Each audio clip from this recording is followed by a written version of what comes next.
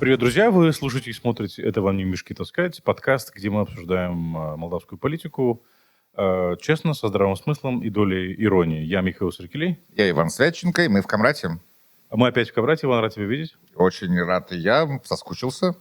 Я тоже. И, друзья, не забывайте подписываться на нас, ставить лайки, делиться этим видео. Вы, как обычно, смотрите этот канал, уже второй выпуск этого подкаста вы смотрите на YouTube-канале Нокта и на YouTube-канале Nonfiction Святченко. Ссылку на Nonfiction Святченко вы найдете в описании к этому видео у нас на канале. И, соответственно, нашу ссылку на наш канал вы найдете в описании на канале Nonfiction Святченко. Друзья, мы подобрали для вас несколько тем, которые мы хотели бы с вами обсудить сегодня, которые нам показались наиболее интересными. Интересного было много, но не утонуть же нам во всех этих темах. Ну, мы выбрали наиболее интересные с нашей точки зрения. Поговорим мы сегодня о том, как встречали Майю Санду в Камрате. Майя Санду сегодня опять была в Камрате.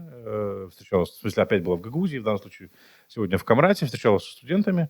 И перед Камратским государственным университетом организовали протест, ну или подобие протеста. По старой доброй традиции. Да. А что это было, мы попытаемся сегодня дать ответ на этот вопрос. Также мы поговорим об обещаниях ГУЦУЛ озолотить гагаузов через Банк Министерства обороны России. Это очень любопытная тема. Да, и карты мира, и все остальное, да, как это вообще будет работать, что вообще это такое. Спойлер, чушь. А почему чушь, смотрите дальше. О том, как...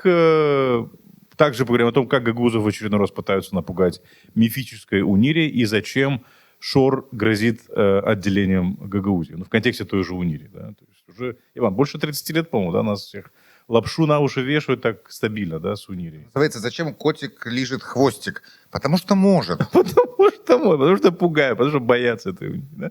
Мы поговорим о поправках в Конституцию по вопросам евроинтеграции. Текст поправок уже появился в открытом доступе. Уже даже дата примерно известна. Примерно, да. Во всяком случае, озвучили ее. Не утвердили, но озвучили. Ну и в конце мы поговорим, Иван.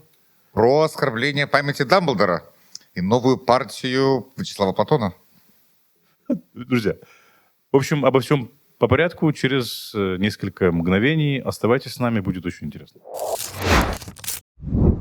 Друзья, сегодня Майя Санду опять приехала в Гагаузию, в данном случае в Камрат, встретилась со студентами, провела лекцию в Камратском государственном университете. Ну и сторонники ШОРа не упустили возможность организовать или попытаться организовать очередной протест.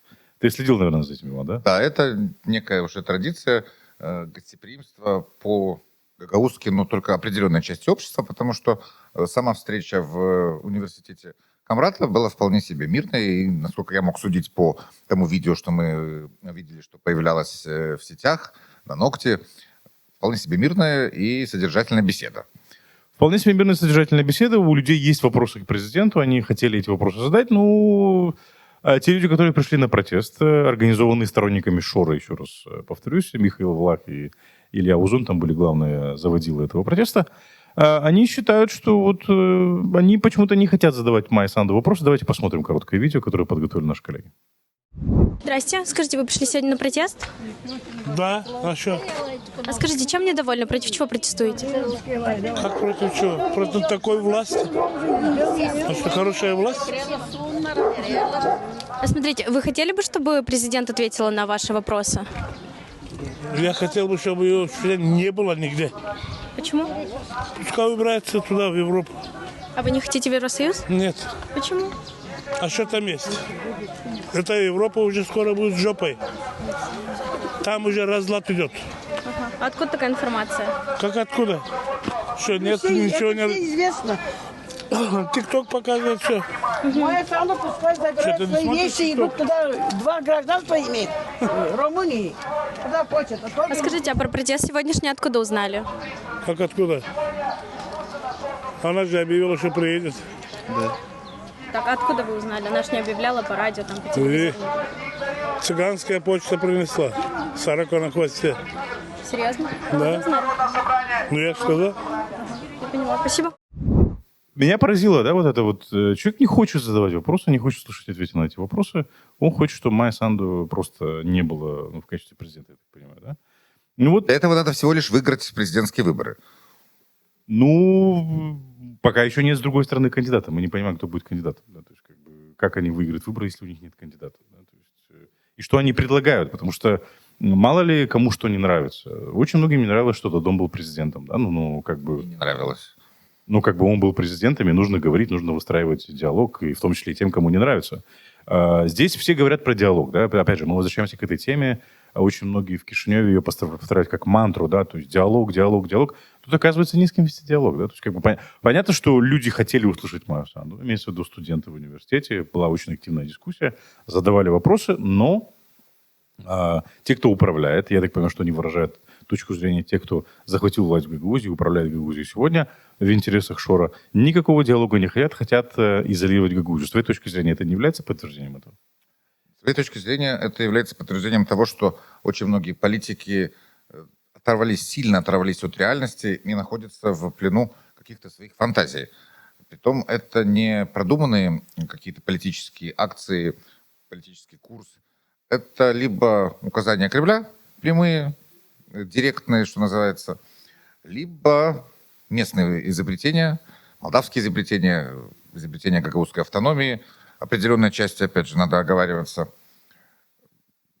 Самое интересное, что это все очень скучно. Это повторяется на протяжении годов, это повторяется на протяжении последнего года, после того, как Камрат и вся гагаузская автономия поимела счастье получить новую власть. И это все будет нарастать в преддверии президентских выборов, в преддверии референдума и в целом на последующие парламентские выборы. Хорошо, а ты как думаешь, что они вообще собираются делать? Чем хуже, тем лучше. Видение? Чем хуже, тем лучше. Да. Ну хорошо, это бойкот референдума, это попытка, не знаю, не признать его результаты, раскачать каким-то образом лодку, попытка не признать результаты, скажем так, президентских выборов. И самый главный вопрос, окей, они получат результат, который их не устраивает. Да? Что дальше? Они скажут, что мы не признаем эти выборы. Дальше что? Самый главный вопрос. Что они попытаются сделать в Гагаузии? Или используя особый правовой статус Гагаузии? Потому что всем очевидно, что Шор пытается использовать особый правовой статус Гагаузии для того, чтобы что-то сделать на национальном уровне. Ну, скажем так, пойти на Кишинев из Гагаузии. Ну, я не знаю, дестабилизировать ситуацию, использовать ресурсы Гагаузии для того, чтобы раскачать лодку в Кишиневе, пойти с большим протестом, да, начать его здесь, чтобы он зарождался здесь, и организовать его потом в Кишиневе, да, то есть этот принцип домино, чтобы пошел. То есть ты видишь механику этого всего? Как это вообще может быть организовано? Поскольку принцип «чем хуже, тем лучше», то все сценарии хороши, выбирая на вкус, а чем больше, тем лучше, и можно без хлеба. Просто мне не совсем понятно, как из этой искры, которую они пытаются зажечь в Гагаузии, может возгореться пламя по всей стране. Я пока не вижу этого всего. Это, на мой взгляд, поддельная искра, такая чикающая, очень фальшиво. Потому что по всем соцопросам... Фейковая искра, да? Фейковая искра, да. Не до искра. Искрит как-то тускловато. По всем соцопросам мы видим... Даже не не грани, да, помнишь, куда раньше были? Камушек как-то подстерся уже немножко. Левоватый кременек-то. Фитилек тоже, значит, тускловат. Такой маленький, не будем углубляться, повторяем как мантру. Понимаешь, что тут видится мне из Кишинева. Я опять хочу подчеркнуть, что я не то что с уважением, я с любовью отношусь к Гагаузии. Для меня это политически самый интересный регион. У меня друзья, родственники, знакомые, коллеги здесь живут. Мне здесь хорошо. Я тогда смотрю, хоть движуха есть. Знаешь, движуха есть, но хочется как-то движухи более конкретной, более умной, более цивилизованной. Я не то чтобы говорю, что в Кишиневе там все вдруг резко оцивилизовывались, и цивилизовались, и прям, европейцы, в Брюссель не ходи. Да. Нет. Но как-то разговаривать друг с другом в Кишиневе все-таки уже немножко научились. Здесь я смотрю, немного более такая устаревшая стилистика политики. Форма коммуникации. Да. Форма коммуникации, да, будем говорить политкорректно. Взаимодействие друг с другом, как людей с политиками, как во время избирательной кампании, так и просто, рядовая встреча. Господи, приехала глава государства пообщаться. Что тебе не имется? Что тут плохого? Поговорили, уехала. Нет, я буду орать. Нет, я буду протестовать. Против чего ты протестуешь? Что ты хочешь своим протестом выразить прямо сейчас? Бессмысленно. Ну, один говорил, нам не нужны дороги, нам нужно отношения. Понимаешь, как бы там в прошлый раз... Он, кстати, повторяет эту фразу второй раз. Панов этот, да? Получается, сторонник Шора. Нужно перерыть. Нужно сейчас, да, все дороги, которые построены, нужно пустить бульдозер, чтобы убрать все дороги. Ему нужно отношения, понимаете? А какое отношение он хочет, непонятно. Знаю, я вижу довольно сдержанное, довольно вежливое отношение всех официальных лиц Кишинева по отношению к Гагаузии, к жителям автономии и даже к части политического бомонда Гагаузии. К ворам, к криминалитету нет, уважения нет, и уважения не будет. И Кишинев повторяет, что вор должен сидеть в тюрьме, и вор будет сидеть в тюрьме. Ну вот там примечательно то, что вот этот вот мальдивский Михаил Влах, да, был среди горлопанов. Я читал эти новости замечательные. Ну, я на Мальдивах не был. За границей я ездить люблю. Но я понимаю отсутствие логики. Если ты настолько взволнован голодающим народом, которые мрут с голоду, это же дословные цитаты. Ну да. И после этих Забыли вкус мяса, он говорил. Забыли вкус мяса. Да. Ну, окей. Мог бы и накормить голодающих-то. 12,5 тысяч мы там проверяли, да? Наша коллега провела расследование небольшое. Сколько могла бы стоить поездка с супругой, потому что он был с супругой. Супруга выложила фотографии из Мальдив, да? В том отеле, в котором они отдыхали. 12,5 тысяч евро. Я так понимаю, что это не все, что они... Это не все деньги, которые они потратили на эту поездку. А сувениры? Да. А что-нибудь выпить? Ананас, кокос. В конце концов, знаешь, сколько кокос на Мальдивах стоит? Это ж запредельно. Я про кокос. Про кокос. Я про кокос. Про кокос, да. Все стоит дорого. Проблема в том, что политик, он же политик у вас тут, да, позиционируется? Да. Я его не знаю, не имел удовольствия ни общаться, ни интервью никогда брать. Самое ужасное, что не хватило ума не выкладывать эти фотографии. Да, ну вот. Казалось бы, что может быть проще? Анекдот есть про ананас. Учишь? Ну, давай. Значит, урок русского языка, учитель дает задание. Дети, придумайте, не знаю, там, предложение со словом ананас. Ну, значит, кто-то там, ну, ананас там, не знаю, там, тропический фрукт. Ананас там то, ананас там все. Ну, поднимает руку Вовочка, да, и говорит, мой папа получил зарплату и все ее пропил. А учитель спрашивает, Вовочка, а при чем здесь ананас? Ананас он плевал, Мария. Ну, там другой оборот используется, но я понимаю, о чем идет речь, да? Ну, в общем, ананас, они на 12,5 тысяч евро поехали и плевали. Не хочется мне считать деньги в чужих кошельках, как бы не мое дело, но просто с политтехнологической точки зрения это какая-то запредельная степень идиотизма. Нельзя кричать о голодающем народе и потом развернуться, сесть в самолет и уехать на Мальдивы. Это политически цинизм. Неправильно. Это цинизм высшей Это формы. оценочное суждение. Мое. Твое. На здоровье оно имеет право, имеет место, но это политтехнологически глупость. Так невозможно делать политику, если ты претендуешь на то, что ты политик. Ну смотри, шутки шутками, но на самом деле мы дальше проговорим еще про вот это вот, да, там, где мы будем говорить про то, что Шор угрожает, ну, во всяком случае, Шор густами Гуцул, да, угрожает этим самым сепаратизмом. Двухголовый мерзкий дракон, это просто кошмар какой-то. Да. И, в принципе, да, мы поговорим об этом, как он обещал построить этот самый, как его, Гагаузию мечты, а по сути зовет гагаузов на баррикады, да, то есть как бы и все действия, вся вот эта поездка в Москву, поддержка, выражение полной поддержки Путина, это по сути призыв Гагаузии на баррикады, вся вот эта вот воинственность по отношению к Кишиневу, да, то есть как бы все это туда, и это с моей точки зрения цинично, да, потому что ты обещал людям тут что-то построить, понятно, никто не ожидал от Шора вообще ничего. Ну, кто-то ожидал, кто-то за него голосовал. Кто-то ожидал, да, люди, которые за него голосовали, наверное, что-то ожидали. И он, по сути, ведет Гагаузию на баррикады против Кишинева, да против вообще всего мира, да, то есть как бы это видно, и они этого не стесняются, поэтому я называю это цинизмом, да, по большому счету. Но это не только цинизм, это, наверное, еще и подлость. Потому Самое что... настоящее. Это тоже оценочное суждение. Оценочное суждение, безусловно, и я на это имею право. Война идет совсем рядом. Что такое война, мы видим ежедневно в новостях. По-моему, хватает опыта посмотреть, что происходит, когда в какую-либо страну, тут у нас в Украину, приходит так называемый русский мир.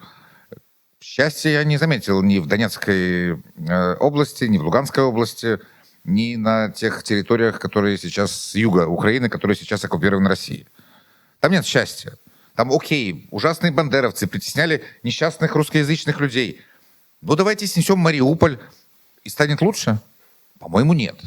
Ну и самое главное, в русском мире они вряд ли смогли бы так протестовать перед президентом, как они это проделывают сейчас. Вот люди в Оренбургской области, да, река Урал вышла из берегов, как бы протестов особо как бы себе не позволяют. Но там сегодня начали протестовать, посмотрим, чем это закончится, да, но по большому счету эти протесты в России заканчиваются все мы знаем чем, да, то есть в каталажку, в обезьянник и... Потом дискредитация так называемой СВО, оскорбление действующих властей, а то и шпионаж, а может быть, измена родине. Придумать статью, дело нехитрое, статьи в ассортименте в Уголовном кодексе есть, сроки увеличены. И потом лидер оппозиции погибает, умирает в тюрьме. Ну, погибает, что ж он умирает, он погибает в тюрьме. Его просто убивают там, да, по большому счету. Предлагаю перейти к другой теме. В принципе, продолжение той же, да, но возьмем короткую паузу на несколько мгновений для того, чтобы переключиться, да. Друзья, подписываемся, ставим лайки, не забываем про это. Вернемся чуть позже. Это подкаст «Это вам не мешки таскать». Карта мир, Иван. Карты мира, да. Война и карты мир. Кстати, да, очень хорошо. Да. Довольно любопытная история о том, что госпожа Башхан вновь полетела в Москву и подписала некий договор о сотрудничестве с Промстройбанком. Банк, российский банк, принадлежит Министерству обороны и на 100% принадлежит государству. На эти карты мир, как я понял из сообщений и руководства банка, и самой госпожи Гусул, будут начисляться деньги всем гагаузам, или, может быть, только пенсионерам и бюджетникам, не очень понятно. И будет всем счастье. Правда, есть маленькое «но». Несколько нюансов. Несколько нюансов. Карты мир не работают практически нигде в мире. Они работают в России, они работают в Беларуси, в республике Лаос. Ого. Можно съездить туда, во Вьетнаме, а также на Кубе. Угу. На Мальдивах не И работают. в Венесуэле, по-моему, что-то работает, нет? Насчет Венесуэлы не уверен. На Кубе точно. Но далеко до Кубы добираться, чтобы обналичить. По крайней мере, из Гагаузии. Куба далеко, Куба рядом. Помнишь? Знаю такую песню? Нет. Да, была такая песня в 60-е или 70-е. Не так помню. Я моложе. Я тоже давно помню. Да. В смысле, знаю о ее существовании. И еще кое-что интересное про про всю вот эту вот аферу. Ну, во-первых, важно, у нас на сайте есть новость об этом, что Евгения Гусул вообще не имеет права подписывать подобные соглашения. Да, и это, по-моему, какой-то начальник управления юридического исполкома. Да, начальник управления Это юстиции. вот коллега Из Гагаузии, госпожи, да, госпожи фактически, Башкан. да, член ее исполнительного комитета, который говорит, ну, как бы, а вот это право подписывать такие договоры не имеете, то есть, как бы, ну, для того, чтобы подписать подобный договор, нужно как минимум обратиться к правительству, чтобы правительство разработало, проработало это все, исходя из национального законодательства, международных соглашений и так далее. И не будем забывать, что этот банк, Министерство обороны, первый попал под санкции, международные санкции, по большому счету. Этот банк находится под санкциями. И любые движения, и любые финансовые операции с этим банком, любого банка из Республики Молдова, ставят этот банк, наш банк имеется в виду, под очень неприятную ситуацию. Наш банк в этом случае сразу попадает под первичные, вторичные, какие угодно санкции. И тогда уже люди, которые обслуживаются в этом банке, получают доступ к нормальному финансовому обслуживанию. Да? То есть как бы сразу наверняка что-то происходит с платежной системой Visa и MasterCard, которая функционирует в республике. Там много чего все происходит. Сложно обвинить в этой пресловутой русофобии Армению или Турцию или страны Центральной Азии. Но там карточки мира не перестали работать. Потому что Работали, но перестали. Работали, но перестали. Потому что контрсанкции со стороны западного мира – это несколько более опасная штука, нежели прибыль, полученная от клиентов, держателей карты мир. И тут она бьет конкретно по очень многим людям, которые пользуются банковскими услугами. Я даже не буду говорить, по каким местам оно бьет. По всем. По всем. По большому счету. Самое интересное, тут еще одна интересная деталь. Они обещают перевести на счет каждого бюджетника из Гагаузии. Вопрос, откуда они возьмут данные каждого бюджетника.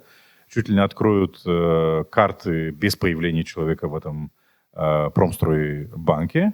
И каждому на счет перечислят по 2000 лей, ну, в эквиваленте молдавском.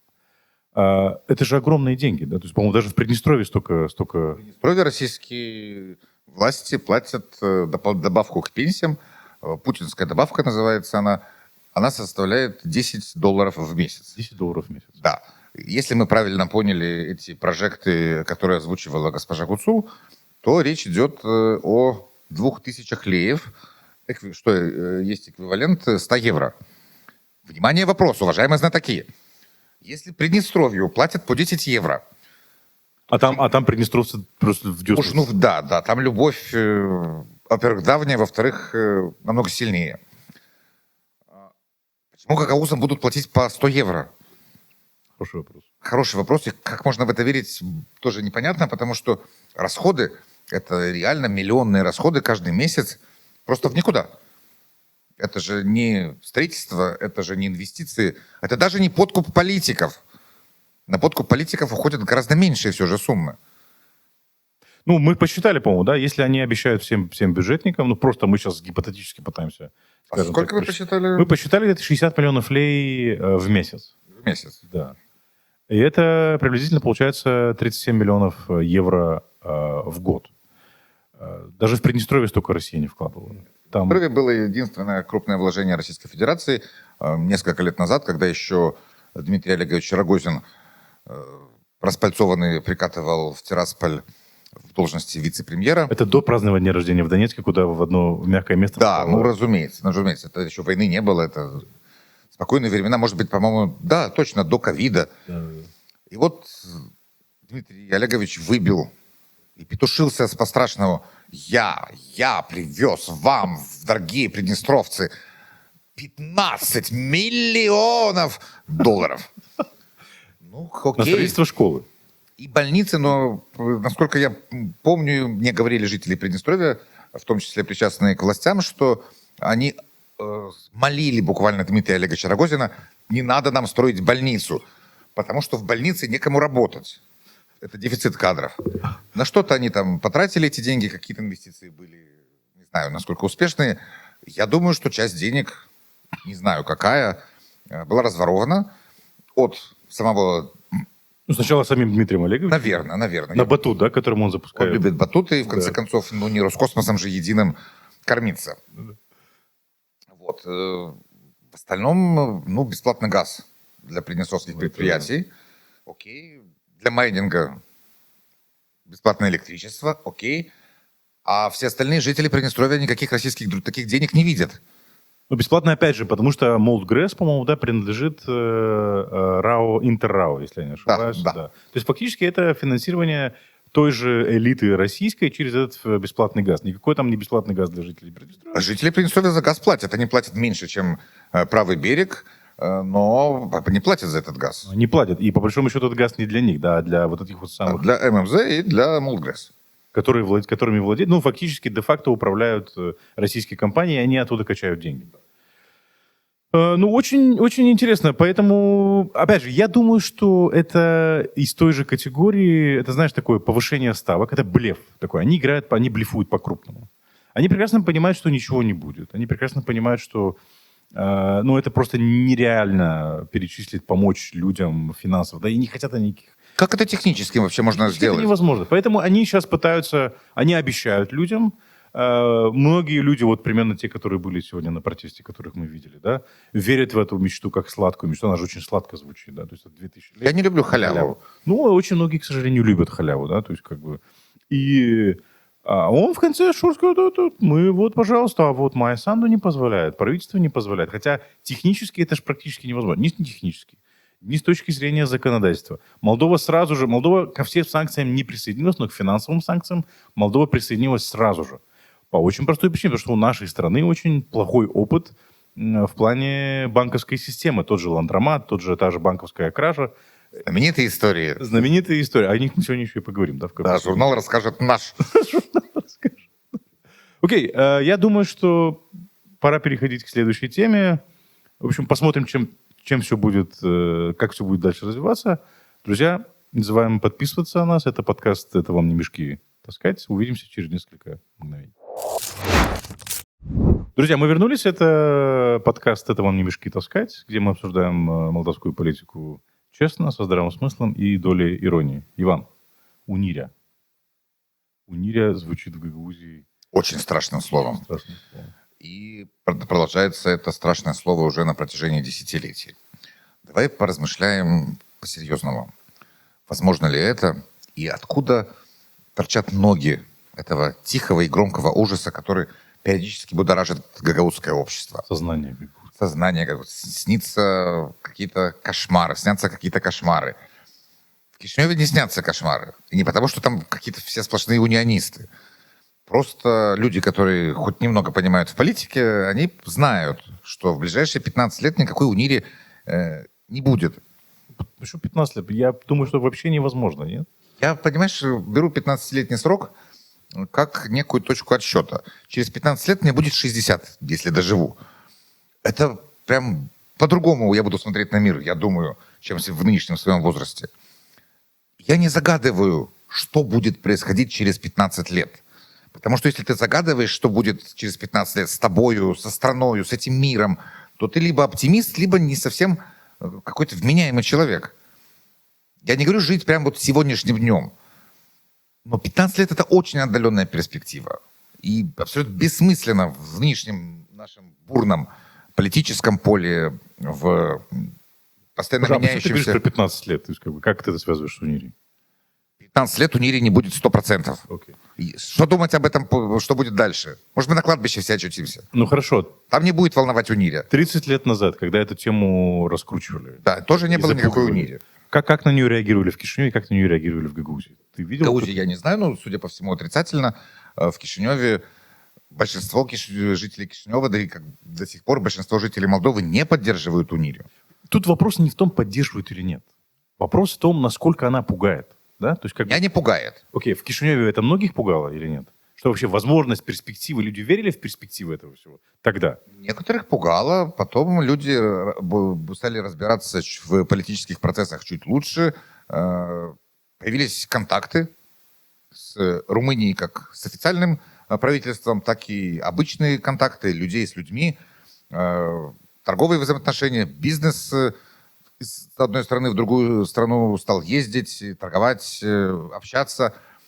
Плюс потом начался процесс получения, восстановления румынского гражданства. И по нынешним временам, по разным оценкам, около 1 миллиона граждан Республики Молдова обладают также гражданством Румынии. Ну, это очень много. Невозможно, если у тебя есть румынский паспорт, ты не можешь бояться Румынию. Ну да, и, кстати, в Гагаузии очень многих тоже румынские паспорта есть. Я думаю, по всей стране и в Приднестровье тоже есть люди, у которых есть гражданство Румынии. У тебя наверняка есть ответ на этот вопрос, почему они запустили опять шарманку Унири, и как бы тут интересно посмотреть, как двояко они ее используют. Но я хочу поделиться своими впечатлениями, и это буквально впечатление, там, не знаю, не 30-летней давности, а буквально в 2020 году. Нет, в 2021 году после выборов в парламент. Сначала были президентские выборы в декабре, когда Майя Санду стала президентом, да, и потом уже, по-моему, в июне были парламентские выборы в 2020 году. Ну, тепло было, то ли май, то ли июнь, я уже не помню, когда были выборы. И мы после этих выборов парламентских, да, где ПАС выиграл с таким серьезным результатом, мы проехались по Гагаузии и спросили у людей там в разных селах, что они ожидают теперь после этих парламентских выборов, когда победил ПАС. И президент страны от ПАС, и правительство от ПАС, и так далее. И это слово звучало практически через каждое второе слово. Шантар с Нагайкой. Нет, унире, румынизация. Чего вы боитесь? Я говорю, мой вопрос был, как вы оцениваете вообще результат выборов? Плохо. Я говорю, а почему? Ну, будет плохо. Я говорю, а что будет? Румынизация будет. Вот слово румынизация звучало постоянно, буквально там, не знаю, через каждое... Были очень многие люди, которые говорят, что какая румынизация, ничего не боимся. Но очень много повторялось именно это слово румынизация. Люди этого боятся, хотя, в принципе, да, но оно и понятно, что какая румынизация, какая унирия. Ничего не было, да и в 90-м году этого не было, это было невозможно, по большому счету. Нету поддержки критической массы ни в Молдове, ни в Румынии процесса унири. Но тут интересно, как они его используют. Во-первых, они продолжают запугивать людей. Потому что, скорее всего, это... Старый конь борозды не портит. Да. Глубоко Хотя не вспашет. Глубоко не вспашет. Да. Но и борозды не испортят. Да. Они, скорее всего, у них нет другого проверенного способа. Ничего нового они не придумали. И они, грубо говоря, используют те же самые инструменты. Но интересно, как они используют. С одной стороны, они используют унирию как скажем так, страшилку. Играют на фобиях одних. С другой стороны, они продают ее как мечту. Мы сейчас слышим очень часто, да, зачем нам этот вопрос? Зачем нам этот еврореферендум? Зачем нам эта европейская интеграция? Давайте объединимся с Румынией, и мы сразу решим все проблемы. И вопрос УНИРи, и вопрос европейской интеграции. Это, конечно, они продают унионистской части общества, которая хочет объединения. Который тоже не особо разбирается в политических процессах, потому что, этот процесс гипотетически стоит миллиарды евро, и, совсем на поверхности, Европейский Союз отнюдь не заинтересован в новом перекраивании границ. Это значит нарушение Копенгагенских соглашений, которые легли в основу создания 70-х области. годов. Да. То, чем занимается Российская Федерация на территории Украины. То, чем вообще Российская Федерация занимается на постсоветском пространстве. Любит... перекраивать границы. Да. И это, по большому счету, если кто-то пойдет на ту самую УНИРию, это значит играть по правилам Путина, то, что хочет он продать. Это более сложный процесс, это не совсем по правилам Путина. Если бы... Но это перекраивание границ, по большому счету. Нет? Если бы мы могли представить себе такой мир, где Чехия вдруг решила бы объединиться со Словакией на добровольных началах, может быть, у них бы и получилось что-то. Ну, смотри. Но никто же этого не хочет. Но дело в том, что вопрос, весь Европейский Союз, идея Европейского Союза снимает все вот эти вот территориальные споры. Объединение, то есть вхождение Молдовы в Европейский Союз снимает вопрос УНИРи, он больше не нужен. То есть унионисты по правую сторону прута и по левую сторону прута оказываются в едином пространстве. Не нужно перекраивать границы, ты находишься в Европейском Союзе. Молдова и Румыния в едином пространстве. Культурный обмен, экономический обмен. Все, что вы хотите, все есть. И для этого не нужно... Молдова сохраняет свою независимость и суверенитет, Румыния сохраняет свою независимость и суверенитет. И это гораздо, скажем так, проще будет восприниматься и не так болезненно будет восприниматься теми, кто боится этой унии. Да? То есть, вопрос европейской интеграции решает очень многие вопросы и снимает вопрос УНИРи. Это я так вижу. Но ведь и европейской интеграции боятся некоторые люди. А чего боятся? Они считают, что мы потеряем суверенитет, что всех тут срочно огеят. Некоторые, боятся, что будет рассчитываться за европейскую интеграцию будем мужским достоинством. Не знаю, я не знаю, я смотрю вот на этих довольно пожилых людей, мужчин, которые постоянно зациклены на вот этой тематике, как вот все придут к ним, подойдут к ним сзади, и что-то случится жуткое. Господи, посмотри ты на себя в зеркало, у тебя другие проблемы, у тебя внуки, тебе нужно поднимать внуков, у тебя есть жена, ей нужно купить какую-то новую брошку. Есть чем заниматься, вскопай огород. Я не знаю, купи путевку в Турцию. Сходи к стоматологу. К стоматологу сходи, это безусловно. Все там у тебя сзади, на твоем чердаке, на твоем подвале. Все будет хорошо и без евроинтеграции, и с евроинтеграцией. Успокойся. Прояви свои мозги уже, наконец. Сколько можно? Может, они надеются на что-то? Я не знаю, что они надеются. Вот, повторяя предыдущие наши эти фразы, не углубляемся в тематику, чтобы не скатиться глубже. Но взрослые мужики, сходи в баню, если ты вот так боишься Европы, посмотри. Там же никто к тебе, ты мыло можешь уронить. И ничего не произойдет. Ничего не случится. И нагнуться. Нагнись за этим мылом. И в Европе ты можешь уронить мыло, нагнуться. Никто тебя никуда, ничем, вообще никогда. Все спокойно в Европейском Союзе. Кажется, мы углубились. Кажется, мы... Меняем тему. Подписывайтесь, друзья, на наши прекрасные каналы. Ждем ваших комментариев и лайков. Я обращаюсь с требованием веры и просьбой о любви. Друзья, мы вернулись. Это подкаст «Это вам не мешки таскать», где мы обсуждаем молдавскую политику честно, со здравым смыслом и долей иронии. Иван, следующая тема, которую мы подготовили, это поправки в Конституцию по вопросу о европейской интеграции или вступлении в Европейский Союз. Наконец мы уже их увидели. Мы знаем, что это будет конституционный референдум. Там, по-моему, еще какие-то загвоздки с Конституционным судом. Конституционный суд должен высказать свое мнение по какому-то вопросу. Посмотрим, что скажет Конституционный суд. Но пока мы понимаем, в каком направлении мы движемся и что предлагают те, кто инициировал этот референдум, в данном случае президент страны Майя Санду, и те, кто, скажем так, работает над подготовкой правовой базы для этого референдума. Основное из того, что мы поняли, вопрос, связанный с европейской интеграцией, будет вписан в преамбулу. Не просто какая-то статья Да, будет. это новинка. И это новинка. Что это означает с твоей точки зрения? Это повышение статуса референдума, это повышение важности, степени важности вопроса. Потому что до сих пор поправки в Конституцию вносились путем редактирования статей, либо внесения новых статей. Преамбула – это практически следствие Декларации о независимости. А Декларация о независимости у нас признана основополагающим документом государства Республика Молдова. И решением Конституционного суда, и решением самого парламента в 94 году. В 91-м, извините. Да. И вот мы увидим дополнение преамбулы Конституции, из которой потом проистекает весь текст основного закона нашей страны. Ну, то есть вся Конституция пляшет от преамбулы, да, Да. если так можно сказать. Да. Дополняется преамбула двумя предложениями. Я не буду сейчас их цитировать. В свободном открытом доступе они есть. Ну и в конце концов мы их увидим на референдуме. Ждем решения процедурных вопросов от Конституционного суда. И я очень надеюсь на то, что результаты нынешних социологических опросов, которые показывают... Я недавно ознакомился с определенным набором статистических данных. Они, может быть, не широко распространяются, но они довольно оптимистично для меня выглядят. Там 67% граждан нашей страны высказываются либо точно за, либо, скорее всего, за. Вступление Молдовы в Европейский Союз. 67% мы имеем на апрель 2024 года. То есть ты предполагаешь, что цифры могут даже еще и расти? Да? Я надеюсь, что это как бы очень логичное следствие нашей жизни. В Европейском Союзе лучше.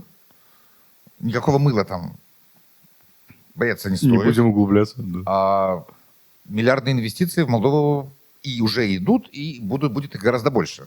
Это выгодно всем. Ну, видишь, некоторые говорят, не нужны нам дороги. Дайте Дороги нам не нужны, окей, засунься в подвал, копай картошку, можно в лесу жить, разводить костер, зачем дом в шалаше, с милым рай в шалаше, ну, где он милого найдет? Ну, да. Тут интересно, и поправки вносятся в статью, еще одна статья добавляется, да, которая говорит о том, что... 140 прим, 141. Да, преобладание или, скажем так, первоочередность, или как это называется, да, то есть верховенство европейского законодательства над законодательством Республики Молдова. То есть наше все законодательство должно подстраиваться под европейское законодательство. Это достаточно такая... С твоей точки зрения, что это меняет? Ну, допустим, люди голосуют, и вопрос о европейской интеграции набирает большинство, все хорошо, да, то есть как бы мы проходим эти процедуры в Конституционном суде, на референдуме люди говорят, да, мы за, дальше парламент должен это принять. То есть как бы получается, что воля народа высказана, и парламент должен внести эти поправки в Конституцию. Ну, они сразу вносятся уже. Да, окей. Меня просто интересует вопрос. Допустим, предполагаем, что когда-то меняется власть. Это все уже записано в Конституции, и плюс результаты референдума невозможно игнорировать. Когда у нас Михаил Гимпу проводил референдум по вопросу изменения процедуры выборов президента, референдум провалился. Молдавские избиратели так хотели, так жаждали прямых президентских выборов, что не пришли на референдум. Это нельзя игнорировать. И последующий финт господина Плохотнюка и Конституционного суда во главе с господином Танаси по возвращению прямых выборов президента, он оказался, что народ его поддерживает, судя по интересу к прямым президентским выборам, но результаты того референдума тоже забывать не стоит. Ну, их не стоит, но тогда очень вялая какая-то кампания по... Слушай, с ИО президента Михаила Гимпу очень сложно сделать какую-то яркую кампанию, построенную не на глупостях. Было такое же вялое, как фитиль гагаузской искры протестов, примерно, да? Там по-другому чадило. По-другому. Там такой фумигатор, знаешь, вот фумигатор либеральной мысли. Вот племянник там что-то чиркает спичками. Дядя, вот, пил, стук, вот эта вся маразматика. Ты ж помнишь, для того, он по столбу какому-то железному стучал, развлекал народ, на вертолете в Гагаузию летал. Ну это ж нужно докатиться своим логическим мышлением. Сядь на машину, 100 Бонжур, маман, да. 100 километров проехать. Он на вертолете, простите, он прилетает в Гагаузию, потому что может. Это вот как, почему котик лижет хвостик? Потому что может. Ты помнишь, дорогой Михагимпу поехал на похороны Папы Римского. Притом в это время чадил вулкан Эйяфьянтлайокудель. Я быстро выговариваю это слово. Эйяфьянтлайокудель.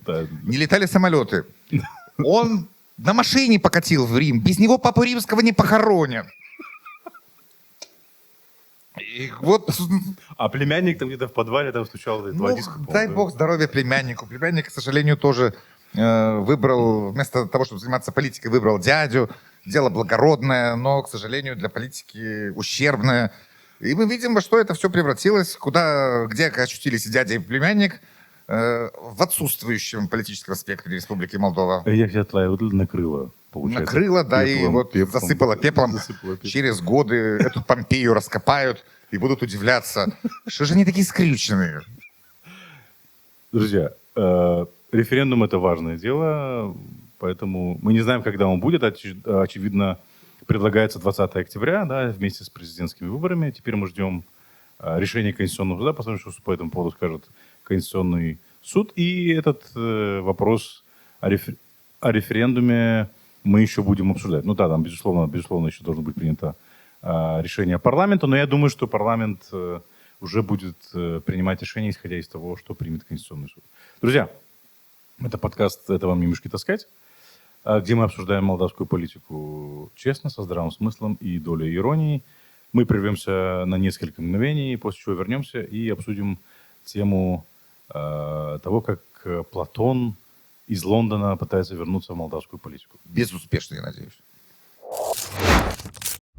Итак, мы вернулись. Иван, у нас новый политический проект в Республике Молдова, инициированный Вячеславом Платоном. Да, нехорошо не забытое старое. Хорошо не забытое. Почему? Но он уже заходил в молдавскую политику, правда... Через заднюю дверь? Не через ту дверь точно, не буду говорить заднюю, переднюю. Господин Платон пытался повлиять на молдавские политические процессы. Это с Урикяном, по-моему, как-то было связано, нет? С Урикяном, ну да. Он, собственно, господин Платон рассказывал, что он заплатил Урикяну $1 миллион за кресло депутата. Угу. Один депутат рассказывает про другого депутата, про случай какой-то невероятной коррупции в прямом эфире, под видеокамеры. Ничего не происходит. Может быть, потому, что Серафим Урикян, по другим сведениям, также за $1 миллион продал должность генерального прокурора Плахотнюку.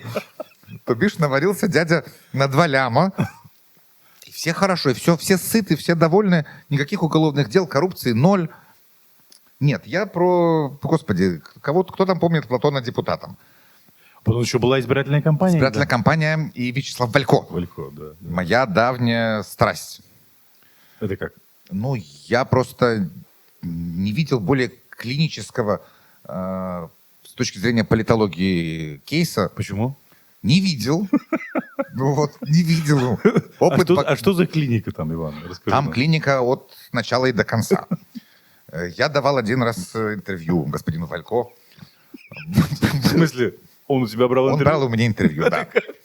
Ты же журналист или он был? Он был тоже журналистом, тогда он работал на Шелина. Ага. Виктора Шелина, социал-демократия. Социал-демократическая партия, да. Да, тоже. Бывший хозяин, по-моему, кинотеатров «Патрия». если не Театр в Патре, цветочного рынка, но Да. потом с его талантами бизнесмена все оказалось в руках Плахотнюка. Ага. Господин Шелин что-то там, наверное, до сих пор произносит с точки зрения политики мало интересного.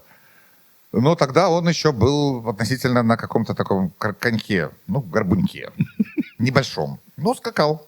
Скакал, боялся унионизма, говорил, что если унионисты проведут марш в Бельцах, все, кончено, все. Молдова погибла. Все пропало, шеф. Да, и кидался Это господин яйцами. Вальков вот на экране. Да. Ох, бог ты мой, не хочу на него смотреть. Дай бог ему здоровья, смотреть на него не хочу. Ну ты главное рассказывай, Иван, да. Да, давал я интервью господину Валько. Мы 15 минут, я блистал. И после чего господин Валько говорит, а у нас не пошла запись. Это как на вечеринке, да? Фотографируют и забыли пленку вставить, да? Ну, примерно? что-то такое, не знаю, что он забыл вставить. Но просто второй, ты же понимаешь, второй раз экспромты не повторяются. И интервью получилось несколько унылым. Потом я последил так относительно за политической карьерой господина Валько. Он любил нескольких людей. В частности, Плохотнюка он просто обожал. Он же выступал на центральной площади Кишинева с воплями, как раз вот перед свержением Плохотнюка, с воплями о том, как вся Республика Молдова обожает ВГП. И по некоторым сведениям, я не уверен, но это именно Валько придумал шикарный финт с киданием индюков. Ага, через забор президентуры. Да. Не уверен, не знаю. Кто знает, может подтвердить нам в комментариях, либо пора Он опровергнуть. пришел с этой идеей, клинической идеей к Плохотнюку. Да, но Плохотнюк тоже известный экстравагантный человек, Да. любящий рисковать. Ну вот воплотили. Потом Вячеслав Валько, видя полное безрыбье и собственную не особую востребованность на политическом рынке, как-то вот объединился с Платоном, с господином Платоном. Баллотировался на выборах президента. Но на дебатах, по-моему, видели только Платон. Да, Платон был доверенным лицом. Да, Валько, да. Прости, Господи, ну хотя бы наоборот было бы. Но вот этот тандем в таком виде, что Платон доверенное лицо Валько. Окей, их дело. Сейчас у нас появился, прости, Господи, Феникс. Как я уже говорил в начале нашей программы, нашего подкаста, это оскорбление памяти Альбуса Дамблдора. Потому что, ну какой Феникс и какой Платон? Малфой старший. Ну и вся эта история с... Я даже процитирую, вот у меня тут есть открытый текст. У нас, у этой партии историческое предназначение. Наша партия включит лучших сынов и дочерей. Ну, окей. Тут отсылка к отцу ребенка, да, видишь? Среди нас те, кто знает, как строить великую страну. Опа. Какую великую страну построил Вячеслав Платон или его сыновья, или дети, и дочери? Нам не нужны богатство и роскошь для себя. Нам нужно богатство и роскошь для каждого. Каждого сделаем богатым. Говорит человек, который живет в Лондоне, да? Нет, я, может быть, не отказался бы жить в Лондоне, но просто сделать каждого богатым — это времена домарксистские. А потом Маркс уже перерабатывал, но и идеи марксизма, переродившиеся в ленинизм, закончились. Хорошо, а вот с твоей точки зрения, какую цель он преследует? Какова его цель? Зачем он пытается вернуться в молдавскую политику? Во-первых, он хочет получить в Лондоне политическое убежище. Это дело рассматривается дело долго. То есть он таким образом пытается ускорить его или что? Я не знаю, вполне возможно, как-то вот да. То есть показать, что он политически активен здесь, и поэтому Да, его и поэтому его преследуют. преследуют, да. Но Молдова же это не та страна, где преследуют политическую оппозицию. Ну, в Лондоне-то правосудие честное, им приходится разбираться со всем, что несут адвокаты. Адвокаты хорошие, человек, он явно не бедный, бизнесом он и занимается наверняка, и накопления остались. Во-вторых, он, конечно, хочет вернуть какие-то активы, Которые остались здесь. которые остались здесь, которые часть конфискованы, что-то там в судебных спорах зависло, денег немало, акций немало. Ну, опять же, не моя собственность, мне сложно судить. Судя по его профессиональной деятельности, за которой я наблюдал, вопросов к господину Платону действительно много. Именно через финансовые структуры, через банк господина Платона было отмыто 20 миллиардов долларов из Российской Федерации, так называемая известная всем операция «Ландромат», Да. которую, как говорит господин Платон, которая была проведена в полном соответствии с законом. Ну да, он пытался всем объяснить, что да вы вообще ничего не понимаете. Да мы-то все понимаем. Тоже Наталья Мораль. Мы все понимаем, господи. Я фондовым рынком занимался несколько лет подряд. С лучшими учителями Республики Молдова и даже Европы. Мы все понимаем. Так с твоей точки зрения, было нарушение этого ландромата, в ландромате было нарушение законодательства или не было? Потому что он нам объясняет, что, как бы, слушайте, какое нарушение законодательства? Есть кредитор, есть компания, которая взяла на себя, как это называется, да, гарантор, да, который берет... Называется все фиктивные компании, фиктивные гаранты. Есть суд, который пришла одна сторона, вторая Да, сторона. фиктивный одна сторона говорит, суд. ты мне должен, та говорит, да, я тебе должен. И суд принимает решение.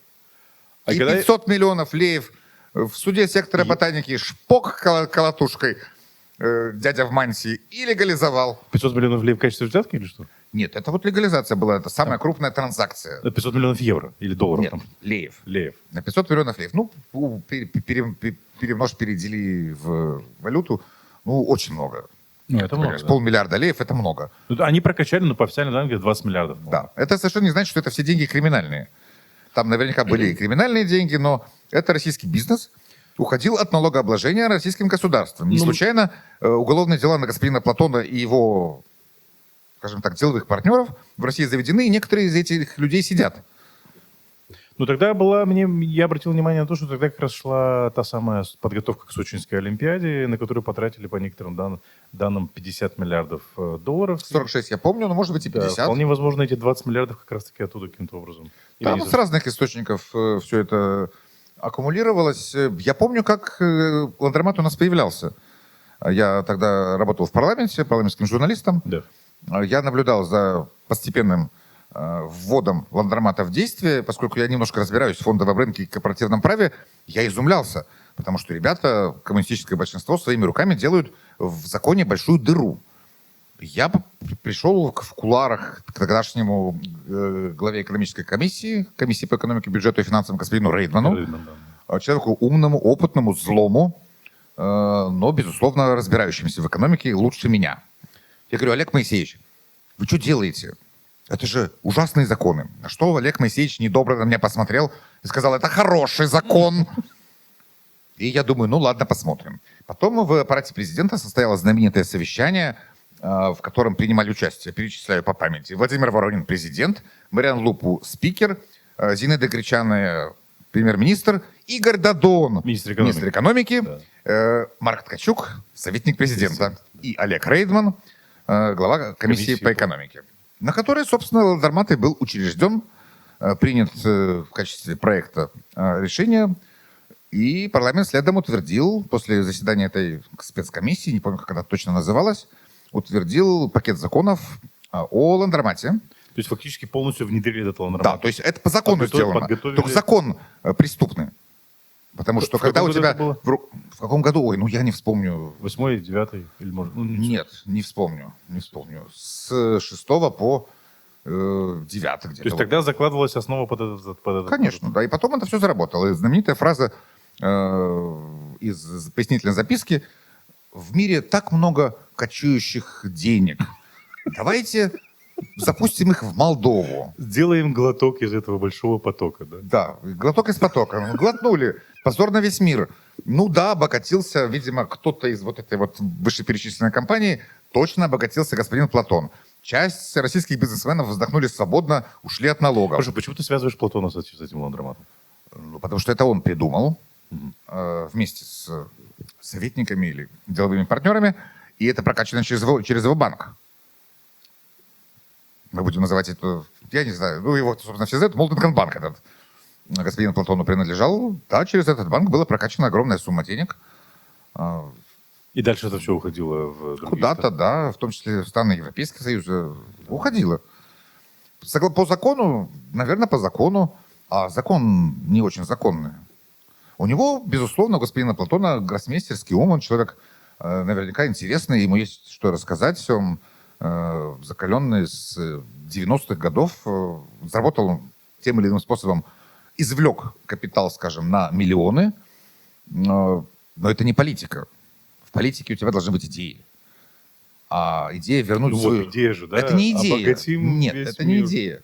Идея вернуть себе свои, не знаю, страховые компании, земельные участки и гостиницу. Это не идея для того, чтобы заниматься политикой.